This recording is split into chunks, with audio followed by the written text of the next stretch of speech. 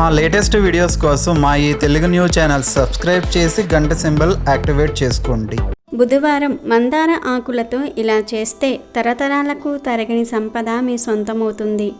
మీకు పట్టిన దరిద్రం వదిలిపోతుంది. మీకు ఉన్న కష్టాలన్నీ కూడా పోతాయి. ముఖ్యంగా ధన సమస్యలు పోయి ధనలాభం కలుగుతుంది. మన పురాణాల ప్రకారం ఒక్కో రోజుకు ఒక్కో ప్రత్యేకత ఉంటుంది. బుధవారానికి కూడా ఎంతో ప్రాధాన్యత ఉంది. బుధవారానికి అధిపతి బుధుడు. ఈ బుధుడు ఒక నపుంసక గ్రహం. తార చంద్రులకు జన్మించాడు. బుధుడి అధిష్టాన దేవుడు వినాయకుడు. బుధవారం రోజు గణపతిని ఆలయాల్లో దర్శించుకుంటే మంచిది. ఆలయానికి వెళ్ళటం కుదరని వారు ఇంటి వద్దే గణపతిని గరికతో పూజించటం ద్వారా చక్కటి శుభ ఫలితాలను పొందవచ్చు. బుధవారం రోజు పెసరపప్పుతో చేసిన వంటలు అంటే పెసరట్లు, పెసరపప్పు పచ్చడి, పెసల హల్వా లాంటివి తీసుకుంటే ఆరోగ్యానికి మేలు జరుగుతుంది. ఈరోజు చీమచింతపండ్లు తింటే మంచిది. ఇక తీవ్రమైన ఆటంకాలు, ఇబ్బందులు ఎదుర్కొనేవారు బుధవారం రోజు మందార ఆకులతో ఈ చిన్న పరిహారం చేస్తే చాలు, ఆ కష్టాలన్నీ పోతాయని పండితులు చెప్తూ ఉన్నారు. మరి ఆ పరిహారం ఏమిటో, ఎలా చేయాలో ఇప్పుడు మనం ఈ వీడియో ద్వారా వివరంగా తెలుసుకుందాం. అంతకన్నా ముందు సొరకాయ కూర కథను విందాం. అనగనగా ఓ నది ఒడ్డున ఉండే ఒక ఊళ్ళో సీతమ్మ, రామయ్య అనే భార్యాభర్తలు ఉండేవాళ్ళు. వాళ్ళు చాలా పేదవాళ్ళు. రోజు నదిలోకి దిగి చేపలు పట్టి వాటిని తెచ్చి దక్కిన రేటుకు, అంటే వారికి వచ్చిన రేటుకు పట్నంలో అమ్ముకునేవాళ్ళు. రామయ్యకు, సీతమ్మకు సొరకాయ కూర అంటే చాలా ఇష్టం. ఒక రోజున రామయ్యకు సొరకాయ కూర తినాలనిపించింది.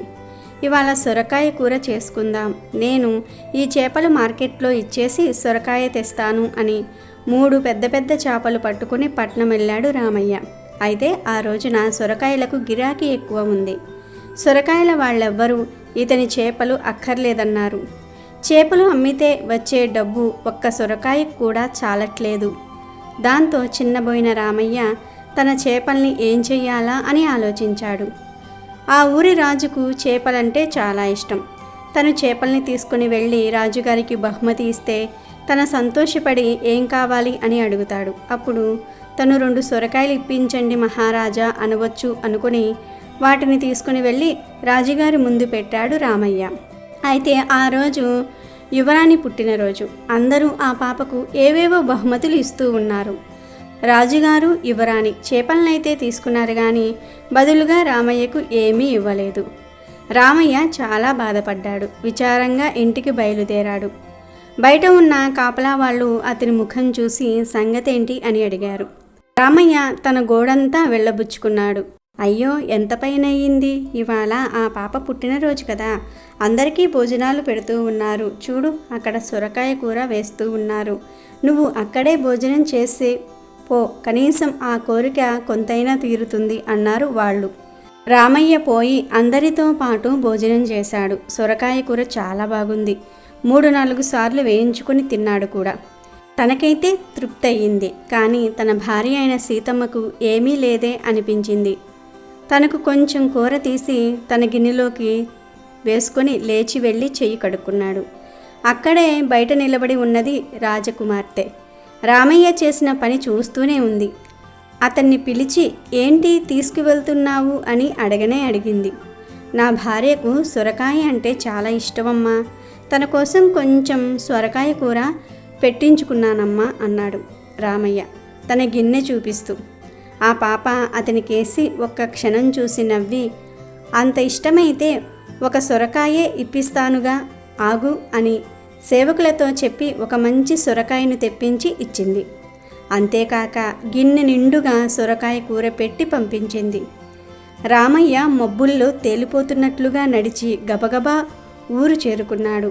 ఆ రోజంతా సీతమ్మ, రామయ్య ఇద్దరూ కూడా రాజుగారు పెట్టిన సొరకాయ కూరను పొగుడుతూనే ఉన్నారు. మరునాడు కూర చేద్దామని సొరకాయను కోస్తే అందులో నుంచి టపుక్కున ఒక వజ్రం రాలి పడింది. రామయ్య, సీతమ్మ యువరానికి మరోసారి కృతజ్ఞతలు చెప్పుకున్నారు. వజ్రాన్ని అమ్మగా వచ్చిన డబ్బుతో భూమిని కొని సొరకాయల పంట వేసి సంతోషంగా జీవించారు. ఇక వీడియోలోకి వస్తే మందార చెట్టుకు ఎంతో ప్రాధాన్యత ఉంది. బుధవారం రోజు గణపతిని ఎర్ర మందార పూలతో పూజిస్తే ఆటంకాలు తొలగిపోతాయి. మందార పువ్వు పూజకు అందానికి మాత్రమే కాకుండా అనేక రకాల దోషాలను తొలగించుకోవడానికి కూడా ఉపయోగపడుతుంది.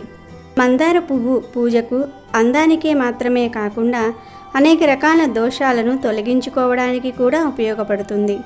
మందార చెట్టును ఇంటి లోపల లేదా ఆవరణలో ఉంచటం వల్ల చాలా ప్రయోజనాలు ఉన్నాయి.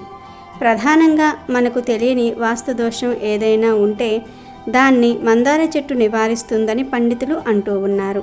ఇంటికి తూర్పు దిక్కున మందార చెట్టును నాటడం వల్ల ఇంట్లో ఉన్న నెగిటివ్ ఎనర్జీ తొలగి పాజిటివ్ ఎనర్జీ వస్తుంది. సూర్య బలం పెరుగుతుంది, గ్రహ దోషాలు కూడా పోతాయి. ఇక ఇంతటి విశిష్టత కలిగిన మందార చెట్టు ఆకులతో బుధవారం రోజు ఒక్క పరిహారం చేస్తే ధనలాభం కలుగుతుందని శాస్త్ర పండితులు చెప్తూ ఉన్నారు. అసలు ఏం చెయ్యాలి అంటే బుధవారం రోజు ఉదయం కొన్ని మందార ఆకులు తెచ్చుకొని, అంటే ఒక 2-3 మందార ఆకులు తెచ్చుకొని వాటిని మెత్తగా పేస్ట్ లాగా తయారు చేసుకోండి. ఆ పేస్ట్ను మీరు స్నానం చేసే నీటిలో కలపండి. ఆ తర్వాత ఇంకొక మందార ఆకును తీసుకొని ఆ ఆకులన్నీ 2 భుజాల మీద పెట్టుకొని మందార ఆకుల పేస్ట్ కలిపిన నీటితో స్నానం చేయండి. బుధవారం రోజు ఇలా ప్రత్యేకంగా చేసే స్నానం వలన లక్ష్మీదేవి మరియు వినాయకుడి అనుగ్రహం లభిస్తుంది. ప్రతి బుధవారం ఇలా స్నానం చేశారంటే మీకు ఉన్న ఆటంకాలు పోతాయి, సమస్యలు పోతాయి. ఇలా స్నానం చేసిన తర్వాత మాత్రం ఖచ్చితంగా గణపతి ముందు ఎర్ర మందార పువ్వు పెట్టి నమస్కారం చేసుకోవాలి. ఇలా ప్రతి బుధవారం చేస్తే మీ ఇల్లు బంగారమయమవుతుంది. సమస్యలు ఆటంకాలన్నీ కూడా పోతాయి. లక్ష్మీదేవి అనుగ్రహంతో ధనలాభం కలుగుతుంది. కాబట్టి ప్రతి ఒక్కరూ కూడా బుధవారం రోజు మందార ఆకులతో ఈ చిన్న పరిహారం చేయండి. లక్ష్మీదేవి అనుగ్రహంతో, గణపతి అనుగ్రహంతో మీకు ఉన్న సమస్యలను తొలగించుకొని సంతోషంగా జీవించండి. బుధవారం రోజు గుర్తుపెట్టుకొని ఇంట్లో ఈ ఆకును కాలుస్తే గంటలో మీ ఇంట్లోని దరిద్రమంతా కూడా పోతుంది. మీ జీవితం మారి కోటీశ్వర్లుగా మారిపోతారు. మీ ఇంట్లో ఉన్న నెగిటివ్ ఎనర్జీ, నకారాత్మక శక్తులు, దిష్టి దోషాలన్నీ కూడా పోతాయి. వద్దన్న అపర కుబేరులుగా మారిపోతారని పండితులు చెప్తూ ఉన్నారు. ఎవరైతే ఇంట్లో ఎక్కువ నెగిటివ్ ఎనర్జీ, నకారాత్మక శక్తులు ఉన్నాయని బాధపడుతూ ఉంటారో వారు బుధవారం తులసి ఆకులతో చిన్న పరిహారం చేస్తే చాలా మంచి ఫలితం ఉంటుందని పెద్దలు అంటూ ఉన్నారు. చక్కగా సోమవారం లేదా మంగళవారం రోజే కొన్ని తులసి ఆకులను తెచ్చి ఎండలేని చోట ఎండబెట్టండి. అంటే నీడలో ఎండబెట్టాలి. కానీ ఒక విషయం గుర్తుంచుకోండి, ఈ పరిహారానికి వాడే తులసి ఆకులను పూజలు చెయ్యని చెట్టు నుండి కోసి తెచ్చుకోవాలి. ఇలా ఈ తులసి ఆకులను తెచ్చి ఎండబెట్టండి. బుధవారం రోజు ఉదయం లేదా సాయంత్రం 6 గంటలకు, అంటే మీరు ఇంటినంతటినీ శుభ్రం చేసుకుంటారు కదా, అలా శుభ్రం చేసుకున్న తర్వాత ఈ ఎండబెట్టిన తులసి ఆకులను గుగ్గిలం పొడిలో కలిపి ఆ తర్వాత ధూపం వేయండి. ఏమీ లేదు, తులసి ఆకుల్ని గుగ్గిలంతో పాటు కలిపి ధూపం వేయాలి. ఈ ధూపం పొగను ఇంట్లో ప్రతి గదిలో కూడా, ప్రతి మూలల్లో కూడా చూపించండి. ఇలా తులసి ఆకులను కాల్చి ధూపం వేస్తే 60 నిమిషాల్లో ఖచ్చితంగా మీ ఇంట్లో ఉన్న నెగిటివ్ ఎనర్జీ అంతా కూడా పోతుంది. నకారాత్మక శక్తులు పోతాయి. దృష్టి దోషాలు ఏమైనా ఉంటే అవి కూడా పోతాయి. అంతేకాదు బుధుడి అనుగ్రహం కలుగుతుంది. ఈ పరిహారాన్ని బుధవారం ఒక్కరోజే చేయాలి, ప్రతిరోజు చేయకూడదు.